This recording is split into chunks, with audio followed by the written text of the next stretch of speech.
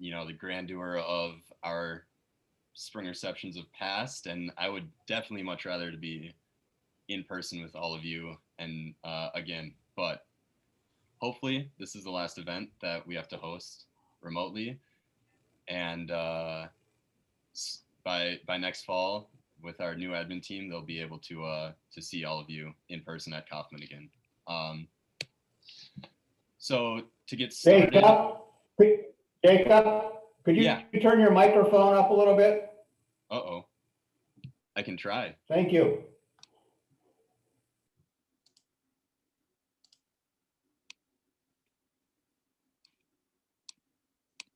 Sorry about this.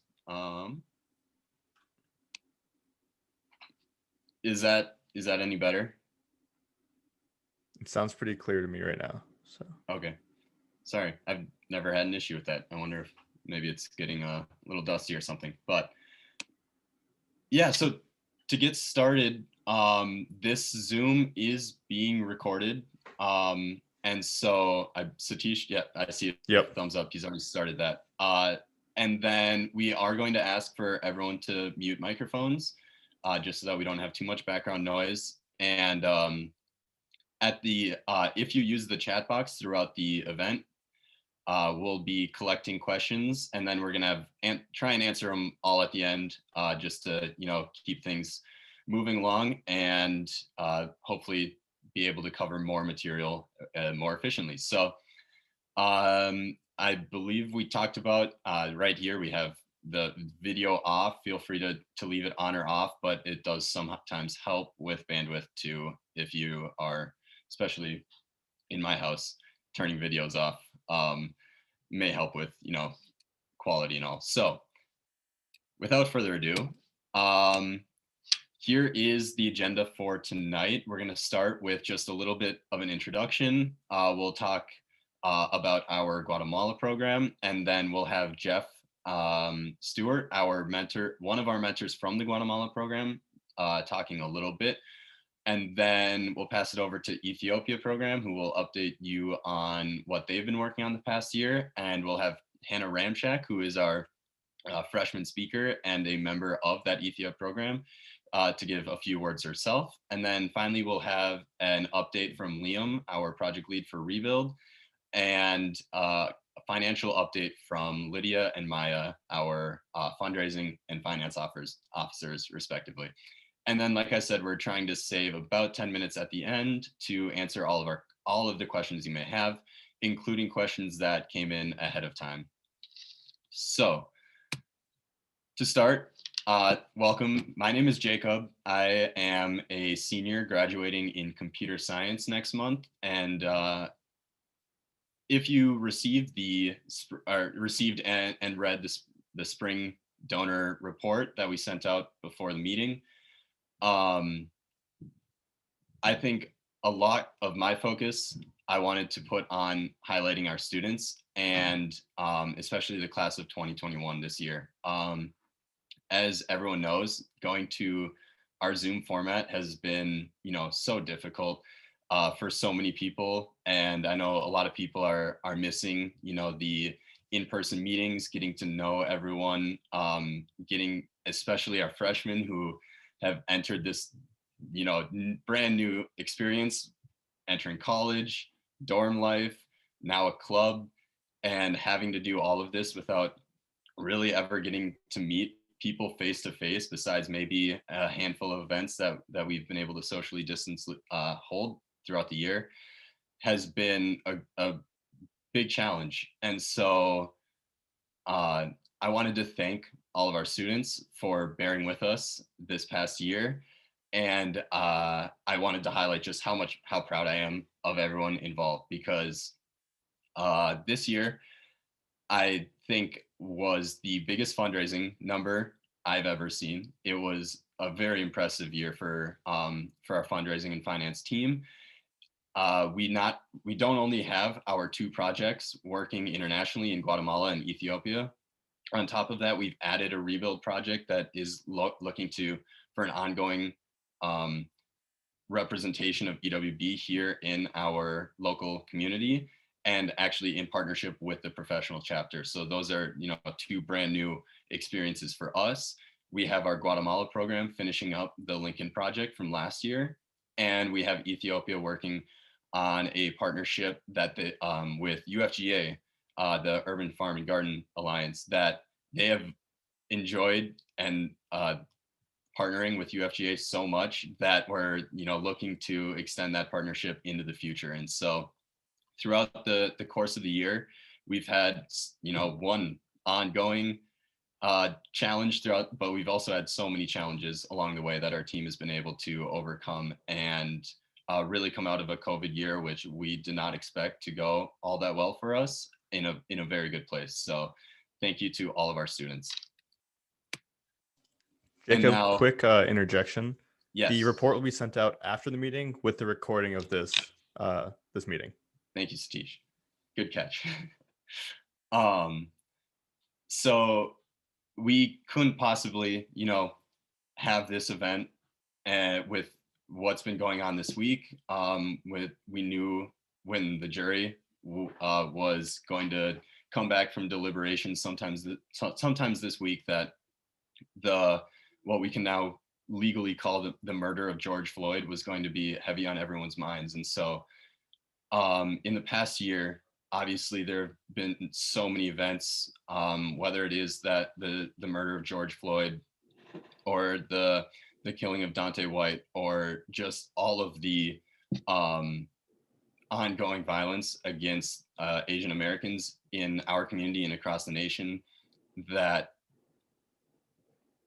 I think this week we all got to take a step back and, you know, breathe a sigh of relief. But the fact that it is just relief after all this time is, I think, says a lot in and of itself. So as an organization that works both internationally and locally now with groups of varying races and varying nationalities, I don't think it'd be right for us to at least have a moment to reflect on what we've done over the past year, or what has happened over the past year, and also just acknowledge that we have been doing what we can to move our organization into a better place.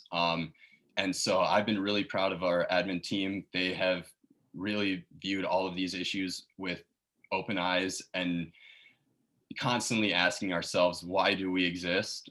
Why do we do what we do, and how can we do it better? And so I'm really proud of our team and the work that we've done. And I know that we have a long way to go.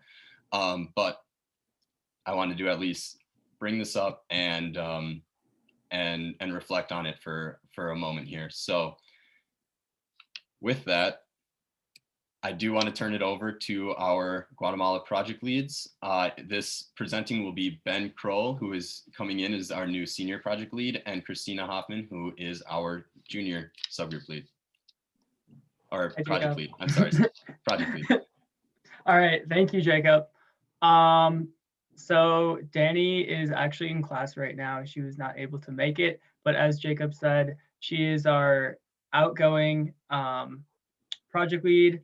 I am coming into the senior project lead role. I am a sophomore in environmental geosciences, and I am minoring in Spanish. Christina, if you want to introduce yourself as well. Hi, I'm Christina. I am a sophomore in civil engineering and want to specialize in water resource engineering.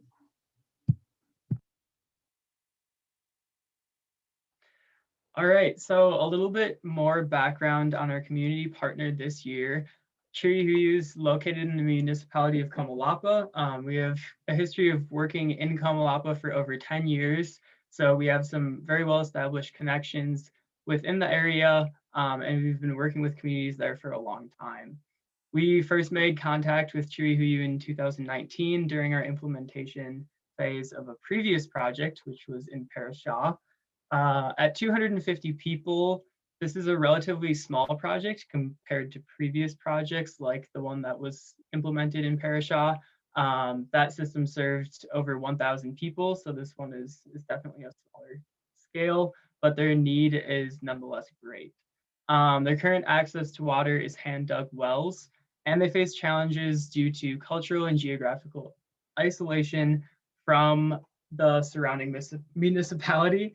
So what that means is culturally, they speak Spanish instead of Kachikal, which is the indigenous language that a lot of people in the municipality speak. And in terms of geography, they're pretty far from the municipality center, which makes it more difficult for them to get resources from the local government.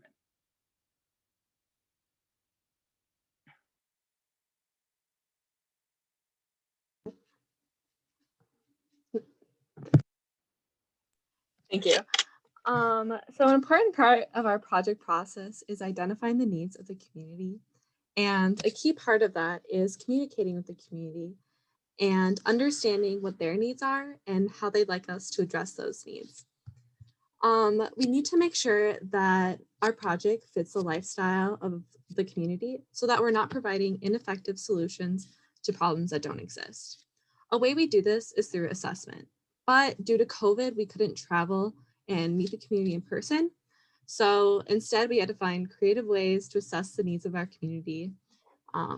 And with the help of teachers from our community partner, Long Way Home, who are pictured here on the bottom, we were able to do a demographic survey. Through this demographic survey, we learned that 100% of the community agreed that potable water was their most urgent and pressing need. We also learned that a large fraction of the hand-dug wells in the community were running dry and that it was no longer a sufficient source of water. On top of the qualitative data that we gathered from the community, we also gathered quantitative data through our topographic survey, our water quality testing, and our site evaluations. Using this data that we gathered, we were able to mitigate the challenges that are presented during our project process. Pictured to the right, you can see the runoff and our spring site, which we decided to get our water from. An example of using data to make informed decision about our project, we found that there was a presence of coliform in the spring and decided to chlorinate our water to sanitize it. Next. So this is just a little taste of what we got from our professional topographic survey. This is actually a site survey of the spring site. It's a little bit difficult to see any of the details here, but it was a really great service that we were able to get remotely, and then we were able to get all of the data sent to us from Guatemala, and we're using that in our project design. So I just wanted to show the level of detail and how great that is. So our implementation plans are broken down into the different components of the system. And this makes it easy for us to divide our project team into different subgroups. And here you can see a basic design of our system. Location number 1 is our dam, which directs the spring water into pipes. The water then flows from there to location number 2, which is our collection tank, where the water is temporarily stored and sanitized. And then it is pumped up to location number 3, which is our distribution tank. Our distribution tank is located at the maximum elevation in the community so that the majority of our system can be gravity fed. From there, the water then goes to the households throughout the community. The orange boxes are the concentrations of houses within the community. And at their houses, community members are then able to get the water through tap stands. Tap stands differ by design to see what best fits the need of each household. So this is a figure of a tap stand connected to a pila for one of the houses. After the system is implemented, we have a sustainability training, which is pictured here in the lower corner. And at the sustainability training, community members are made familiar with the system and they go over proper maintenance and cleaning during this training. And at this time, we'd like to give a huge thank you for Rotary District 5950 and Burnsville Noon Rotary for their extremely generous financial contributions that really help make this project possible. We'd also like to thank Marcus Thomas for securing this donation and really helping us build our relationship with Rotary. Next slide, please. So I'm sure you're all wondering about how COVID has affected the in-person implementation of our project. And we recently found out within the past month that EWB USA, which is our parent organization, has extended the ban on international travel to September 1st, which means we will be unable to travel to implement in person because we will be starting school right after that date. We are committed to implementing our project this summer regardless of that ban. And the Gantt chart above shows our contracting schedule for various tasks that will need to take place during construction. So in order to implement remotely, we have to draw on all of our contacts that are on the ground in Guatemala. This includes the Guatemala In-Country Office, Long Way Home, which is our NGO community partner, private contractors, the community members themselves, and potentially Rotarians in Guatemala. We plan to implement over the course of about 5 weeks, starting in July. Quality control will be performed by people from Long Way Home and professional engineers from the country office. We will also be getting weekly updates from all of our in-country contacts that are involved to make sure that we're staying on track with this remote implementation plan. And we will be implementing a COVID safety plan as well, because there will be a lot of different people involved in this project. We want to make sure that people are staying safe and not transmitting COVID to one another during the construction of this project. We also found out really recently that EWB USA will be covering 25% of our project costs through their annual cost share. This is really good news for our project budget because there are some costs associated with remote implementation that we hadn't budgeted for originally when we were expecting to implement in person. So all of those costs will go directly to this project and any contracting that we will need. We are really excited to announce our future partner, Chichicón. The location of Chichicón is represented by the red house, and their springs are represented by the blue markers on this map. Chichicón is located super close to the city of Comalapa and is close to other projects that we have implemented in Guatemala. Chichicón currently has a water distribution system that is 30 years old. It is 100% gravity fed, and the community is really good about keeping it clean and maintains it super well. Chichicón reached out to us to partner with us in a project to redesign the supply side of their system, and they proposed 4 different needs. Their first need was spring capture. The upper photo, you can see spring boxes. These spring boxes redirect the water from the springs into pipes. And these spring boxes are really leaking heavily and they just need to be fixed. The next proposed need is pipe bridges. Within the 2 miles of pipeline from the spring site to the community, there are 7 different pipe bridges that go across the air. And these pipe bridges are starting to come apart in the middle and leak a lot. Their next proposed need is a distribution tank, which is located in the community and it is leaking a lot. Their last proposed need is a new spring site. So the community bought a plot of land in which they believe a spring is located on, and they would like it to tap into that spring and add it as one of their water sources. The timeline for this project is that we will do an in-person winter break assessment in 2022, hopefully. And then we will design from spring of 2022 to spring of 2023, and then implement our project in summer of 2023. We are super close to finalizing this relationship with Chichicón. We just have to do some documentation. And we were actually able to have a video call with the community so that we were able to meet them. So we're super excited about this. All right, that's it for our side of things from the Guatemala program. And now our mentor, Jeff, who we know and love, will be our mentor speaker. All right, well, thanks, Ben. So just a little bit about me. I'm a civil engineer, and I have been for the last 40 years. And I got involved with the EWB chapter in 2018 when a former a colleague of mine, Kevin Miller, asked me to help them be a mentor on the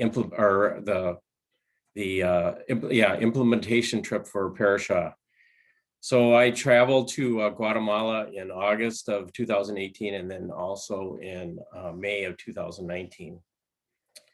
So I want to talk a little bit today about the difference between having a career in civil engineering where you are constantly solving problems versus a mentor for EWB where you offer suggestions and hope that the students make good decisions and ones that will obviously work.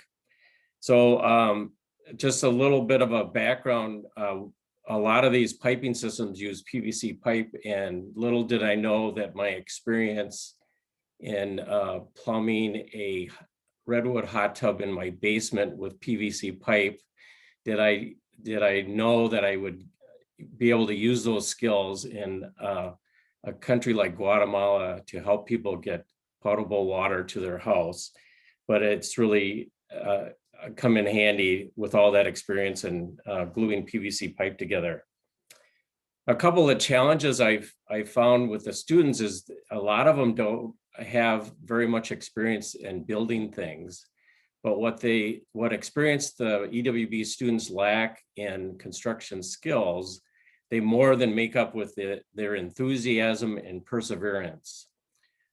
Just to tell you a story about the last implementation trip to Parasha, when we started working on that project several years ago, there was a mountain of work we had to have done in our 2-week period of time. And about 2 days into the trip, Laura Almondson and I looked at each other and says, there's no way we're ever going to get this done.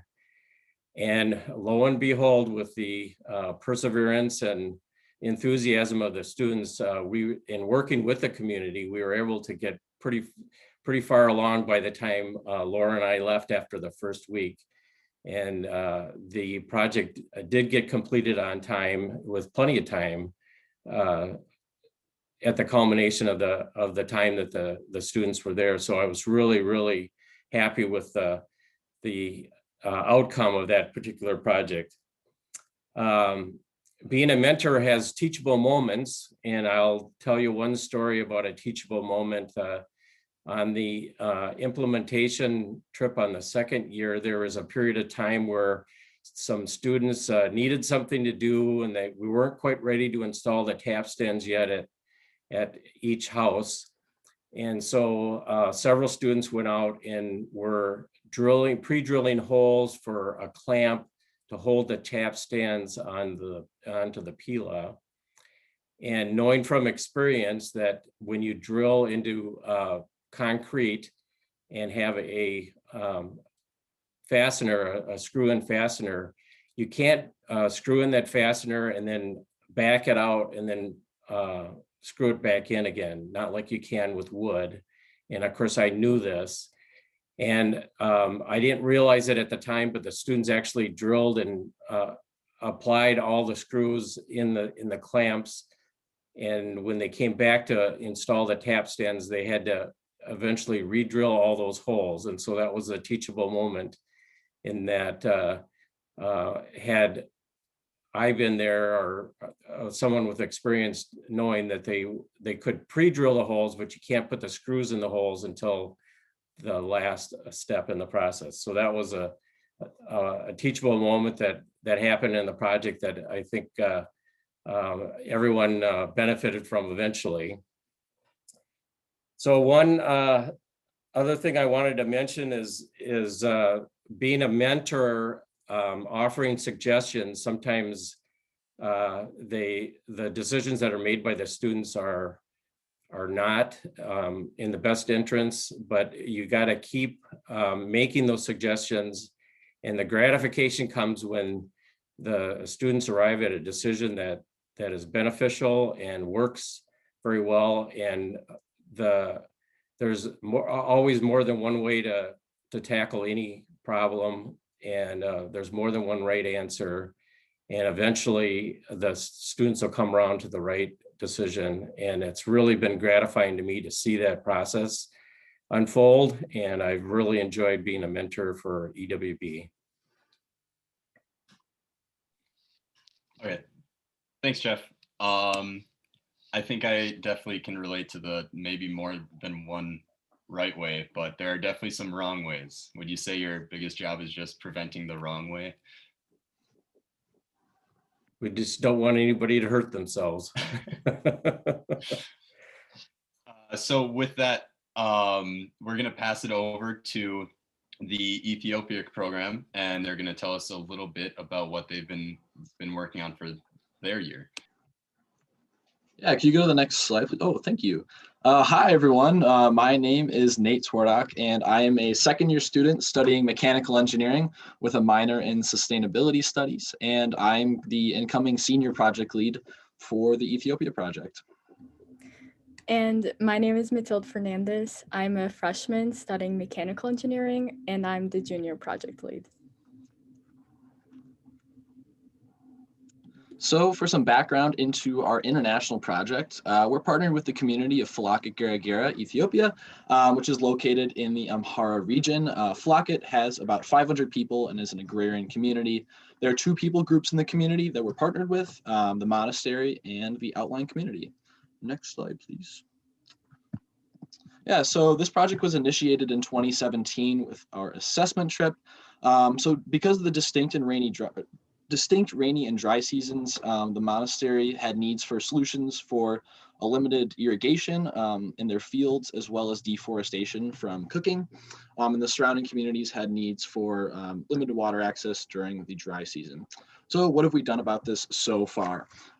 We've had two implementation trips in 2018 and 2019, where we've installed the two first parts of our drip irrigation system, the Bracco piping system and reservoir. You can see a couple pictures on the right there of Colin and Adane working on the pipeline, as well as the reservoir, which we refurbished for the drip irrigation system. We've also built two prototypes of solar injera cookers. So injera is a type of traditional Ethiopian flatbread, which is consumed at almost every meal. And they cook this a lot, so it consumes a lot of wood, which leads to the deforestation. And also when they cook it in their homes, it leads to an unhealthy living environment with all the smoke. So the solar injera cooker utilizes the power of the sun and mirrors to create a healthy and alternative to wood fires. We also installed a water catchment system, which is to reuse and filter water for the outlying community. And in 2019, we had our initial pipe bridge assessment as that was added on to serve additional needs of water access for the outlying community. In 2021, though this year, we've had a remote assessment where we've gathered more information about the pipe bridge project. Yes, so over January and February, we had our primary and country engineering contact, Adani, conduct an additional assessment for the pipe bridge. Him and also Nebu, which you can see both of them on the bottom right, checked in with the community about the Bracco Reservoir to see how the improvements were going. And you can see that on the bottom left. And all these improvements needed to happen before the solar pump installation was finished. And then they also asked questions about the pipe bridge project, including collecting elevation data and flow rate data, and also about the solar injera project. Next slide. So we had to postpone our implementation phase from last year to this year, which is now taking place remotely over the summer due to travel restrictions. And this past year, we have relied a lot on virtual communications to finish our design since we're not traveling. However, as you might have heard, there have been some political conflicts recently between the central government of Ethiopia and the Tigray region, which is located in northern Ethiopia. And this has led to occasional internet blackouts throughout the year, which has made communication harder for us. However, despite these political tensions, Flakit, the community we are working in, is not being affected by the conflict. They are very safe, and all the communities we're looking into partnering in the future are also very away from the conflict region, which is very localized in Tigray. So we've only just had some internet blackouts, which has made communication harder. However, our remote implementation is still taking place this summer, and we are implementing a pipe bridge and a wear box, which will connect water coming from a spring to the community, which they usually have to hand dig a new canal every year. And we are contracting Ade and his team to implement the pipe bridge to go over the revamp. And in addition, Ade will serve as the contractor to finish the drip irrigation system, which will be built once the solar pump is installed. Yeah, so to install, can you back up a little bit? Sorry. So to finish off the drip irrigation, like Matilda said, we'll have to finish the installation of the solar pump. So we'll be having a contractor, an outside contractor, not Adane, finish that up. Which you can see the solar panels in the top right, which were implemented, I believe, last fall. And in addition, so Adane and Nebu were able to go to the community and ask a lot of questions regarding the solar injera cooker. So they determined that in order to cook the large amount of wat, which is a type of soup that the community actually wanted, or injera, it would not be feasible as a cultural change from cooking from wood fire stoves to solar injera stoves. So the project has sadly been terminated. So as we finish up remote implementation over the summer, we are looking into partnering with the new community in Ethiopia. And right now, we are looking into 3 potential options. The first one is in Tokyo, Ethiopia, and we would be revamping the outgrown water distribution system, which actually one of our mentors, Walter, installed a few years ago. We are also looking into partnering with Baranda Batu in Ethiopia, and our main contribution would be creating a new water distribution system from the community to the river, which right now women and children have to travel closely to 10 kilometers on foot to get drinking water. And our last project we're looking into is in Chakuna High School, which is currently being built to just provide students in Ethiopia in the specific region with better access to an education. So we would be assisting in the development of the school with a water distribution system. Now, switching from our international project to our local project, we're going to talk a little bit about that, as Jacob mentioned. So our project is with the Urban Farm and Garden Alliance. They're a network of community gardens in the Rondo and Frogtown areas of St. Paul, and their mission is to build wealth through health, which is rooted in environmental and racial justice. So our project is within the Peace Sanctuary Garden, one of their 8 gardens, and that's also their children's garden. It's a 5-minute walk from the light rail or the green line, which has allowed us to make frequent site visits, contrasting from the international projects we're not as able to make as many visits. So we're super excited to be partnering with them. Our relationship with UFGA is not really grounded in the physical project itself per se, but it's grounded in the partnership that has been built, formed and cultivated, which then has driven the tasks. Through bi-weekly meetings, many Zoom calls, site visits, we've really gotten feedback on the designs on every way of the project. And we've able to learn immensely from the leadership at UFGA about what community organizing is and how to build relationships. And that's just been really special and really fun. We're dedicated to sustaining this project and to continue to build this partnership into the future. So now that we've talked a little bit about the partnership, we'll talk about what the project actually is. Yes, so we had 3 main goals for the garden. First was to make it handicap accessible, which we're doing through our permeable pavers.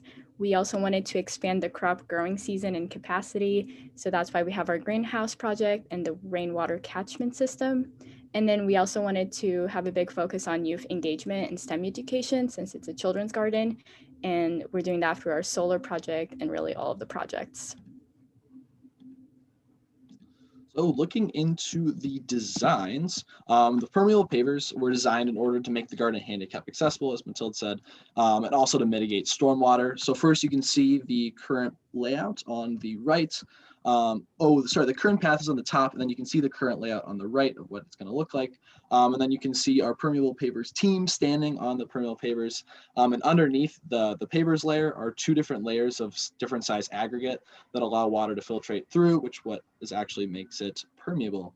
And then on the bottom left, you can see a CAD drawing of the solar panels that are going to be installed on the garage. And as Mitchell said, that's the real focus is about the education and how this is going to be used in order to teach students and inspire them in STEM. So the installation is going to be donated by All Energy Solar. They've also designed the system, and we've also received a grant from Excel to cover the cost of the panels. Next slide, please.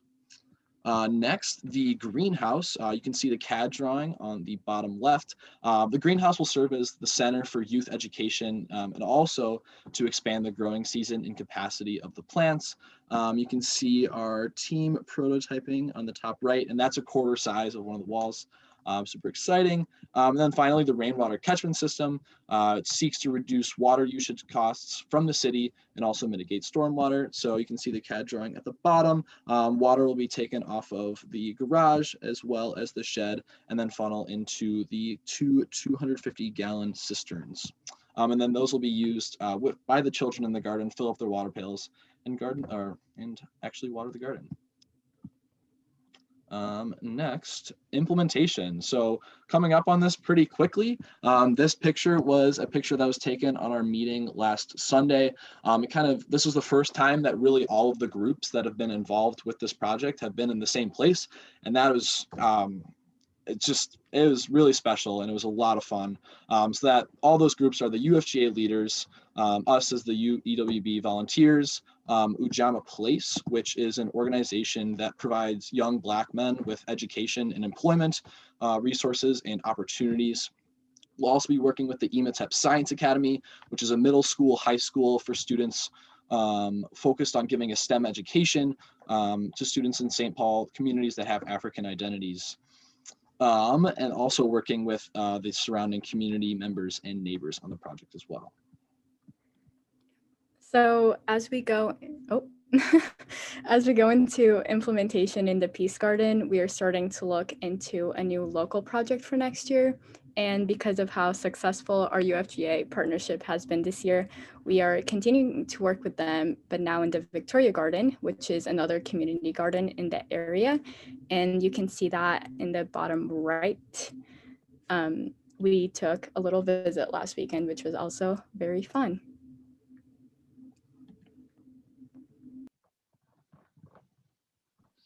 Okay, thanks guys. And now we're going to transition into our freshman speaker who happens to frequent these Ethiopia meetings, and I'm sure we'll speak a little bit more about her experience at them.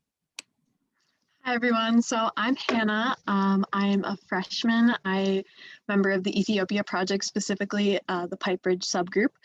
I'm currently deciding between majoring in civil or mechanical engineering, so we'll see what happens. But I'm just going to talk about my experiences thus far with EWB as a freshman and with everything that's been going on this year.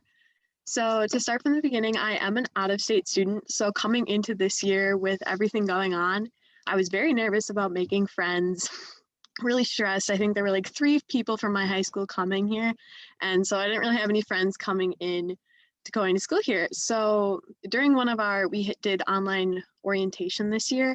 And during one of those meetings, I reached out to one of the girls in my group who actually happens to be Mathilde, the Ethiopia incoming project lead. And we got to talking and we were like, hey, we want to join EWB. So we started going to the meetings together. And it turned out that actually our orientation leader from those meetings was Nate, the other Ethiopia project lead. So that's kind of funny how things work out. But thus far, it has been my favorite experience of college. It's helped me make a lot of friends and really just like added fun stuff to my day. I mean, every week, every Tuesday, we go and we get dinner from the dining hall at 6:15, and then we come back to my dorm room. We all log into the Zoom call, and we just get to go to our meetings and learn how to build a pipe bridge, which is not something that any of us have done, especially me before this year, had no experience, but I've learned so much from it, and it's been interesting to see how I actually will be applying engineering skills in real life. Besides our weekly meetings, which are definitely one of my favorite parts of the week, I think some of my other favorite things that we've done this year is we had a Thanksgiving Zoom call dinner, which was really fun to meet everyone and just get to socialize, even though it was over Zoom. But I did really like, we did a murder mystery chapter bonding night a couple weeks ago, and that was very fun. We all got super into it, and it's just been nice to get to meet people, even though almost everything has been through Zoom. So I guess all I have to say to wrap up is I have no regrets joining EWB. I can't imagine what freshman year would have been like without it, and I cannot wait to see what the next 3 years will bring. Okay, thank you, Hannah. Next, we're gonna have Liam presenting on our newest project, and this one is in partnership with the professional chapter, so we can't claim all of its success. But Liam, do you want to tell us a little bit about the Rebuild project? Yeah, thank you, Jacob. So my name is Liam. I'm a junior studying civil engineering, and I am the project lead on the student side for the Rebuild project.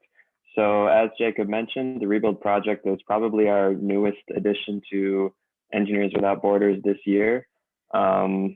Back in the summer, with all the unrest that was going on in the wake of George Floyd's murder, we wanted to get more involved in the local Minneapolis community. So very similar to the UFGA project, which we heard about from the Ethiopia project, we wanted to really have more of a presence and more of an impact right here in Minneapolis.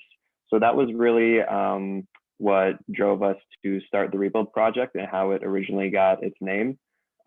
Today we work very closely with the Minnesota professional chapter, which is another thing that I've been very appreciative to get to see, because it really shows how Engineers Without Borders is an international and national organization with a lot of connections and a lot of talented, very good people in it. So I've been very fortunate to see that.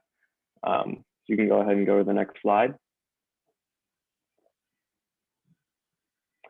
Our main project under the Rebuild team right now is with Beacon Interfaith Housing Collaborative.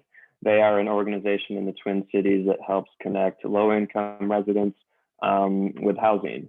So we are doing a series of energy audits for Beacon. That's really doing an assessment of their utilities, their energy usage, their taxes, and a way to improve, looking for ways to improve efficiency and that sort of thing, which can be very valuable for a nonprofit with very slim margins.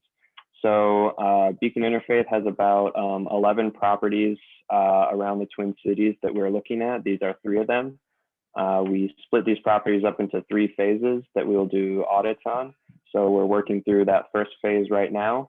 Our first round of deliverables is coming up, hopefully very soon. That will include a general energy efficiency handbook that will be able to be applied to all Beacon properties, and then also an analysis of some of their current tax situations specific to utilities. We're also partnering with Interchange, another local nonprofit that specializes in these types of energy audits. So this has been a very exciting, very rewarding project so far, and I really appreciate seeing all this come together relatively quickly. Since Rebuild is such a new project team, I've been really proud seeing it come together and grow. You can go to the next slide. So we are looking to add another project similar to Beacon Interfaith on the Rebuild team. We can't quite announce anything yet, but we are in talks with a number of organizations around the Twin Cities, and we're looking to submit applications to CE Corps, which is the arm of Engineers Without Borders that does local projects. We're looking to submit that application hopefully sometime this semester or summer. So there's another project coming soon. It's still in the works, but we are very excited to see what the future of the Rebuild project will be. So yeah, that is pretty much all I have. Thank you. Thanks, Liam. Finally, we have our financial update from Lydia and Maya. Hi there, I am Maya Gaveric, the finance officer for EWB this year. I'm a sophomore in mechanical engineering and environmental geography. And I'm going to break down our costs this year, and then Lydia is going to figure out how, or going to tell you guys how we covered those. So our expense breakdown is fully for remote implementation now, based on the extended travel ban and other COVID challenges. So the breakdown is kind of between the material costs and then the operations associated with the contracting of labor and other in-country costs. For Flakit in Ethiopia, we have about 6,000 materials and 11,500 in operations. For Cherryhuyu, that's a little bit higher, of 13,000 for each of those materials and operations. And that's again due to more materials are needed and just more coordination was needed to get those where they needed to be. And then for UFGA, the material costs were about 15,000 and operations were 8,000. That was based here in Minneapolis and was part of the Ubamafu program as well. And then LIHS came to 5,500 to cover all of their costs and wrap up their project, mostly on the material side, when they are going to deliver the aquaponics modules. All of these costs have been adjusted for remote implementation based on, if you guys were here for the fall donor report, they have changed quite a bit. And we are proud to say that we raised quite a lot to cover them. And Lydia is going to talk about that in a second. Hi, everyone. My name is Lydia, and I am the current fundraising officer. I'm a junior studying civil engineering, focusing on transportation. And I'm going to break down our fundraising. And we're doing it a little bit differently this year. This chart actually shows our fundraising sources for 2019 and 2020. And we wanted to do that to give you all a transparent look at our fundraising, because we were really expecting some impacts to our fundraising operations due to COVID-19. So we wanted to show you the really exciting news that thanks to your support, not only were we able to reach our fundraising goals this year, but our numbers in this chart are about twice as large as what we would typically be looking at, which shows that even during COVID times, we were able to stay on track with our fundraising goals, and we were not forced to limit any of our projects because of the financial side of the organization. And that's definitely not what we were expecting coming into this year. So we are really grateful to all of you for making this possible. So we are in a really strong financial position going into next year, and our organization can continue to grow as we keep taking on new initiatives, both in our local and international projects. So I do want to note, these numbers include all of the grants that fully fund our project with UFGA as we work together on those applications. Those funds went directly to UFGA and not to EWB. And this also includes our internal university funding for prototyping and operations, as well as contributions to some of our longer term funding that supports any very large unexpected costs, such as drilling wells, or if we were ever forced to return to a past project. So some highlights, however, of the fundraising cycle. We spoke to you all about the Give to the Max Day campaign at the Fall Donor Update. It ended up being our most successful crowdfunding campaign that we've ever had. So thank you so much to everyone who contributed or shared the campaign with friends or family, and especially to the Tweetins for providing that match, because we believe that was a large part of the success of the campaign. I also wanted to tell you guys about two major grants that we received. The first, I believe Ben and Christina already talked about, but we had a major collaboration with Rotary District 5950 on their district small grant, and that ended up funding the majority of our implementation in Cherryhuyu this summer. A second large grant I wanted to mention was with our partners at the Urban Farm and Garden Alliance, and that was through the Minnesota Department of Agriculture's Urban Agriculture Grant. And that's going to support a large portion of the implementation of that project starting as soon as the next few weeks. So I guess the overall message I wanted to share was that we started this year with a lot of unpredictability, especially on the fundraising side. And thanks to you all, we have had not just one, but two strong fundraising years, and they are going to leave this organization in a great position for the next year's projects. Yeah, thank you all so much for your support of EWB. It means the world to us, and we're really excited to share the results of implementation with you in the fall.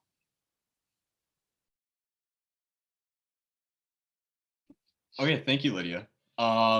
Lastly, before we get to Q&A, we just have a few more things to wrap up. And that is, as I mentioned, appreciation for our students. So first of all, we wanted to introduce you to our new admin team. Last Sunday, we held elections, and these 8 individuals have now been chosen to take on admin officer positions going into next year. And so, Sneha, I know that you are excited about the team that we put together, and thank you to everyone for applying and showing their interest in being an admin. I think it really speaks to the amount of leadership that we have available at our disposal in this club. So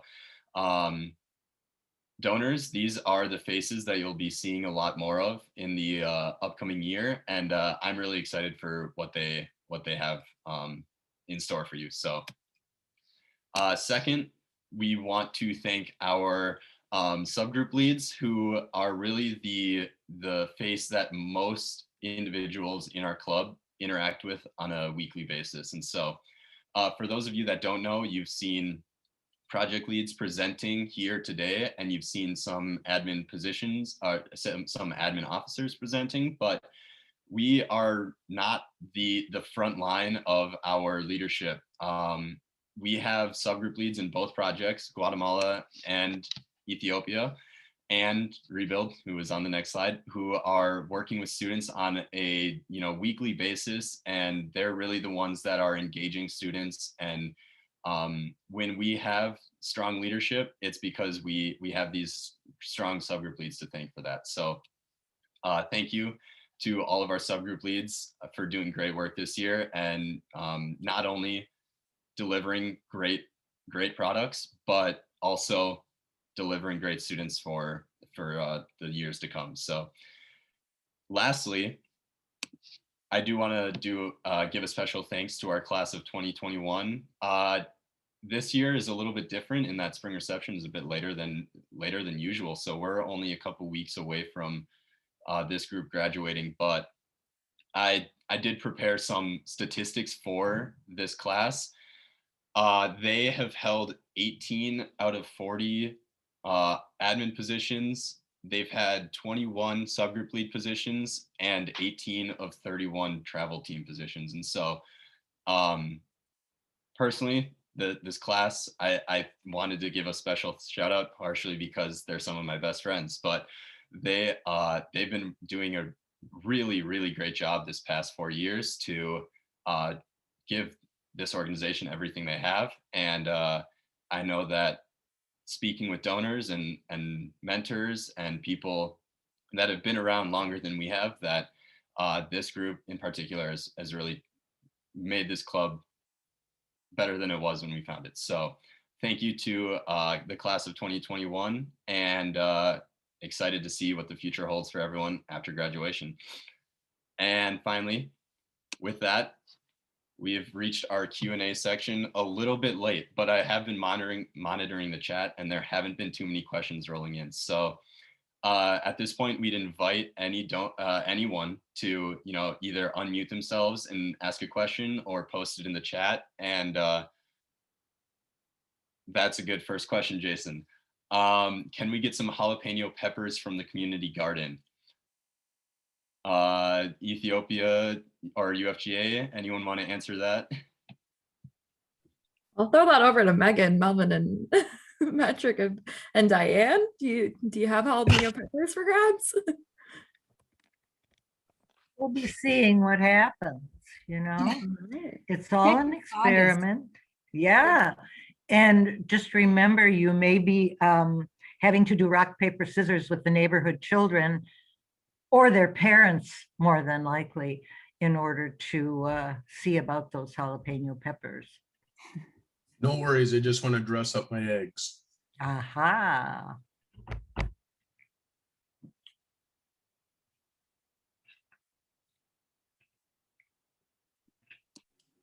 Christine, I think you had a question as well. Did you want to bring that up? Yeah, I had a question. Could you go back to the system slide, the system and design slide. So we have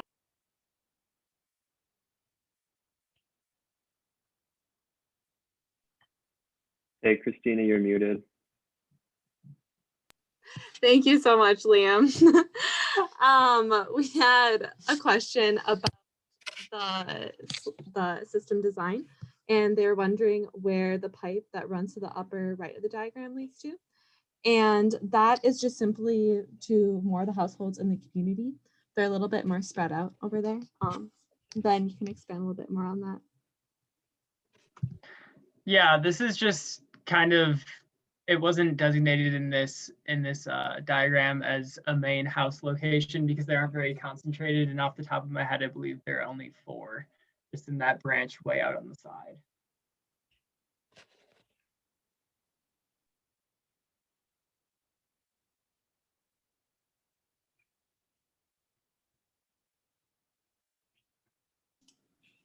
There's also another question that was submitted earlier, and it can, I guess, kind of apply to anyone. So maybe Jacob, if you want to take it.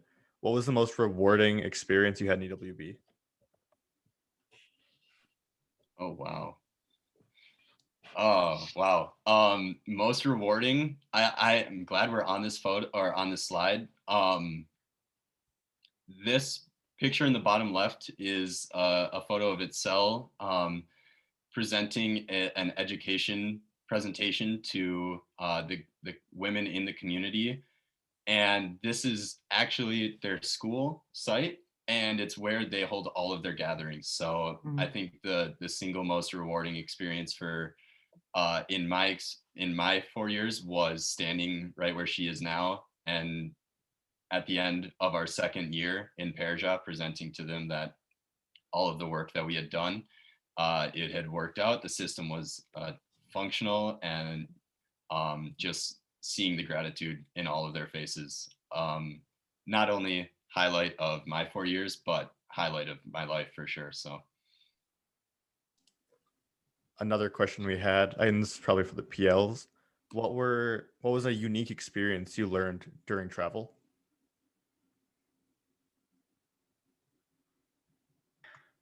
Travel?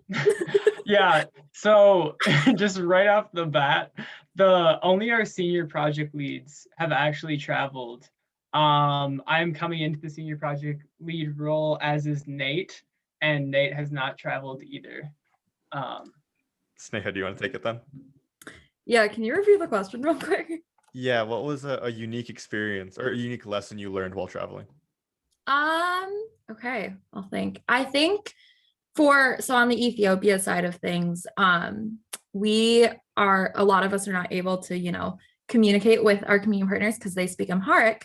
And we usually have like maybe 2 translators that are with us. And so that was definitely a unique experience of, especially, for example, coming back from working during the day and hanging out and playing with kids in the community, and just like throwing a ball around with them and not really being able to speak with them. But I guess like the language of like movement and stuff like that was really cool to kind of interact with all of them.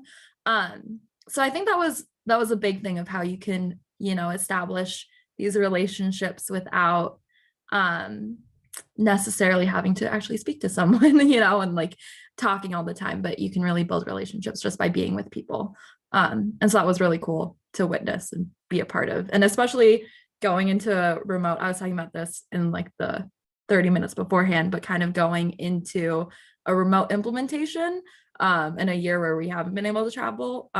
It's been fun building those relationships and like texting everyone in Ethiopia, over WhatsApp and stuff, and actually like becoming friends with them. So that's been pretty cool. But yeah, it's unique for sure. Thanks. The last question I see is, let me find it. What were some of the skills you picked up in Zoom that can be applied to an in-person year in the future? And if anyone at the admin want to take that, feel free. Themed meetings.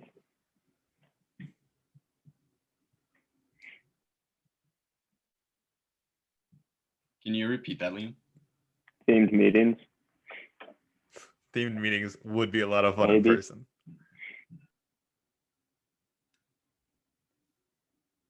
I also have learned that a lot of work can be done over email. It just takes a little bit more time.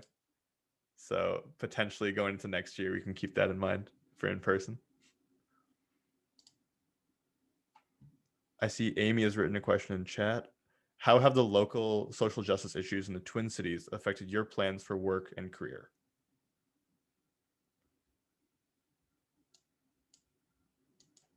Anyone want to take that? Maybe one of the seniors? I guess I'd be one of the seniors too.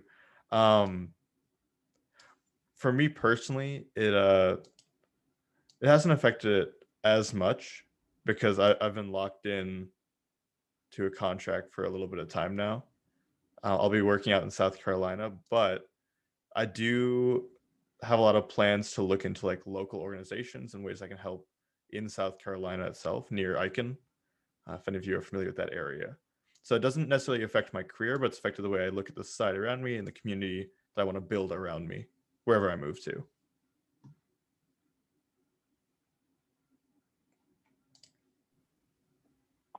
Yeah, I would just add that it really makes me appreciate organizations like Engineers Without Borders, because when we're talking about these kinds of issues, something that often comes up, at least for me, is you always ask yourself, like, what can you do to help and what should you be doing to help? And I think, like to take an example of some of these local projects with Beacon and UFGA, that it may seem small, but that's a way to really tangibly make a difference in the community. And that's something I really appreciate and enjoy being a part of.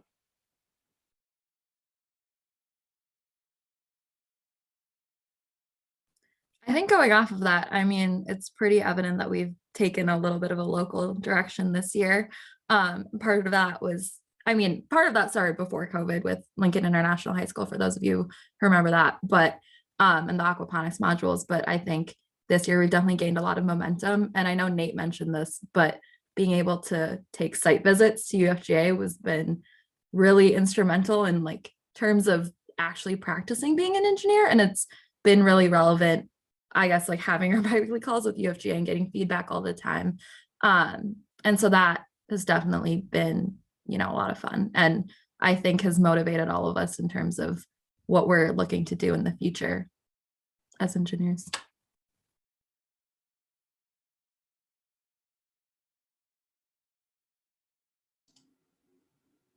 Okay, I think that's all the question that I have. If anyone else in the audience has any more.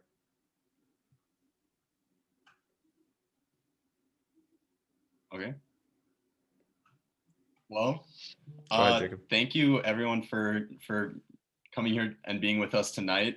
I'm really excited for at least the rest of you to be able to hopefully be attending these sorts of events together again this fall. But until then, we will definitely be in touch with the spring donor report that we mentioned previously, and also a recording of this presentation in case you want to, maybe you missed a part or want to share it with someone else that you think would be interested. But I think students will just be hanging around in the Zoom room for a bit, and feel free to stop by and say hi or ask any other questions you may have. But otherwise, we want to let you go and have a nice Wednesday night. Thank you, everyone.